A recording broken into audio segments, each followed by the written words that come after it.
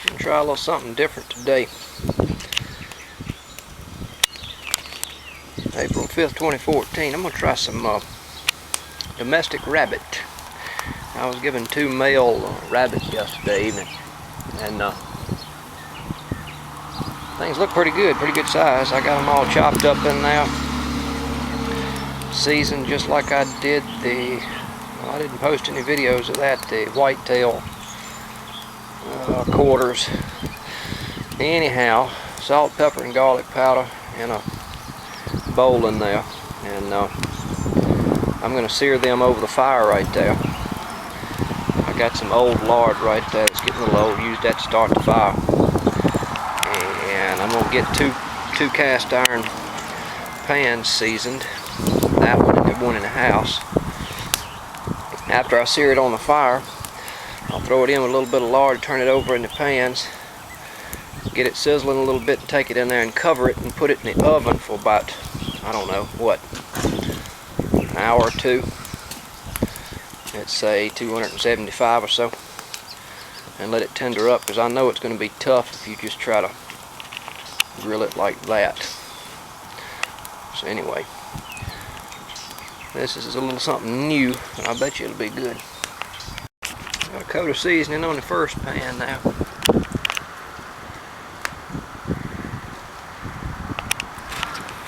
Heat the next one up with the same thing.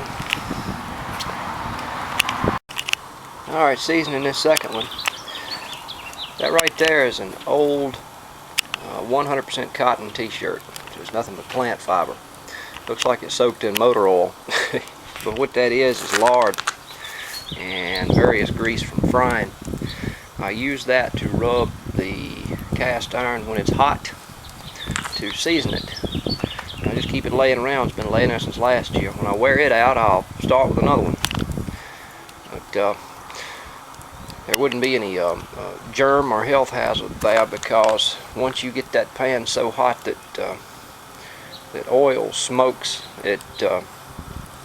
there's nothing left to live on it that would hurt you. And then what I do when I get done, I think I might show y'all that, is just rub the thing down with a paper towel. It'll get just as slick and shiny on the inside. When I'm out here on the fire, I do the outside of the pan too, and the handle and all that. Yeah, that's that. It'll get just as non-stick as Teflon if you work on it enough. Hope the wind noise ain't screwing with my camera, but you see this little pit in the surface on this one.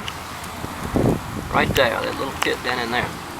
That was the roughest surface pan that I had. And what's interesting is now, it makes for the finest cooking surface. It's actually gotten to be the slickest. So I don't know about the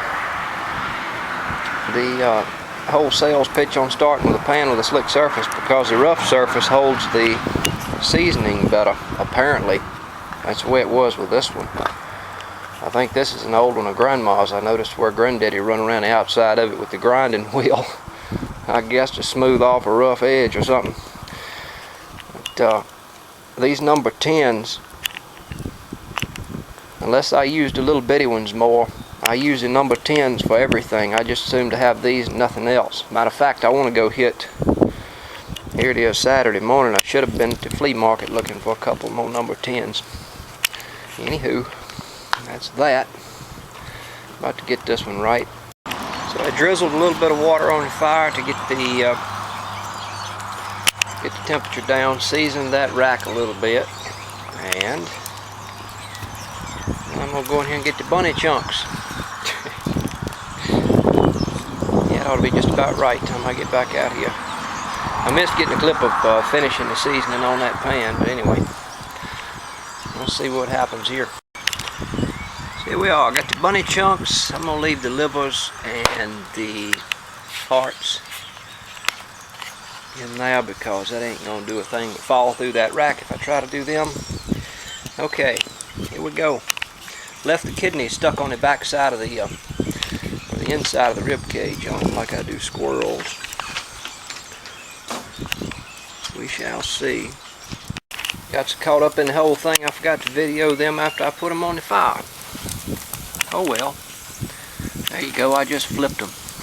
Basically all I want to do is kind of sear them and let them get the smoke flavor, and then we're going to either do that Dutch oven, throw them in that and pour a little water on them, or you know, a little something, a brew or whatever, and that'll give them moisture. Or we're going to do the oven in the house in those cast iron skillets. What I was going to do with it though, when I get done doing this, maybe fry a little bit of bacon, pour a little bit of lard in those cast iron pans and throw them in each one of them, and maybe slightly fry them before I put them in the oven covered.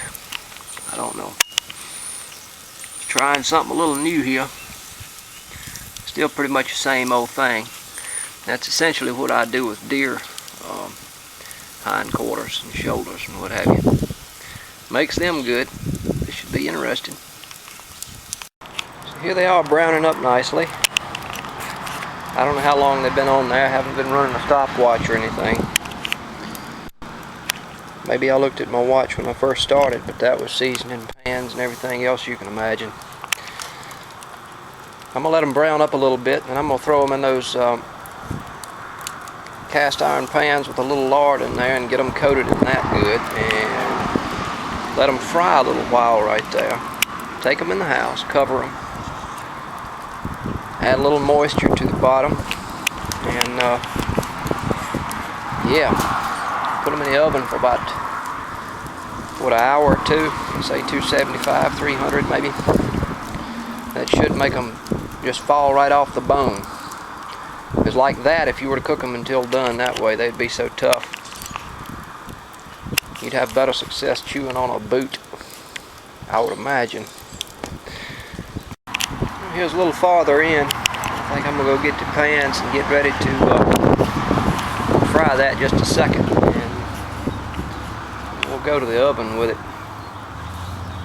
I think it's been on the fire about, I don't know, not quite an hour. I'm going to add a little leftover lard from the chicken frying. Just enough to get them, you know, kind of coated in it, because they are pretty lean the way they look. Got a little fat around the kidneys. I ain't even going there. Yeah, but that might leak out in there and do some good.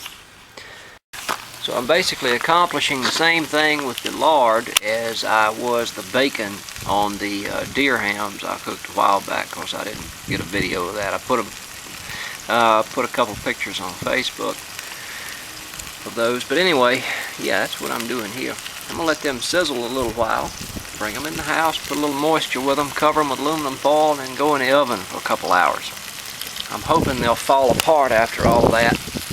Plus the broth in the bottom, when that gets done, will be good for... Well, I cooked 2 rounds of beans with what I had left over from 4 deer hams a while back, and that made them real good. So, yeah, I'll have that for something. Wish I could incorporate the smell in the video. That's the best I can do.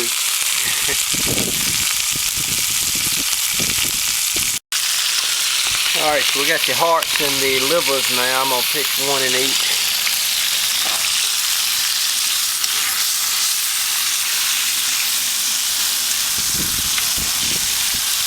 We're going to bring them in the house in just a minute.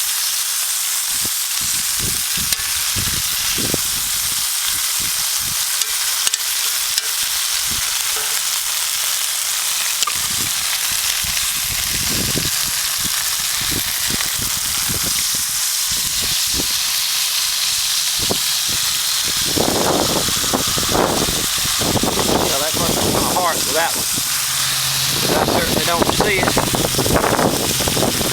Where's the other heart?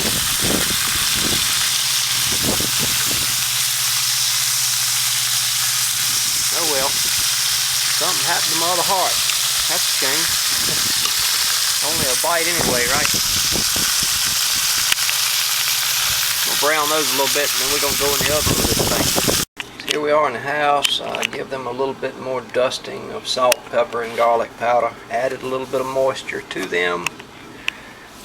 Yep. And there we are. Now they're going in the oven covered with aluminum foil for about what, an hour and a half, 2 hours. Then we'll see what one looks like. Needs more, I'll leave it in there longer. I want them falling off the bone though, really. I got it set out about 275 degrees. Okay, here we go. Yes, that's what you're looking like. Simple enough. Alright, peoples. So this is where we are.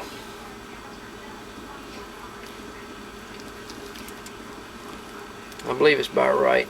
Got a little bit of bite to it, and yeah.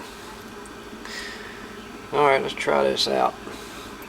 Anyway, that's enough video. There's a little liver down in there. We'll eat one of them. Alright, that's that. A little smoked, partially fried rabbit baked in the oven. No telling what it'll taste like. My first time with this. Must have been good.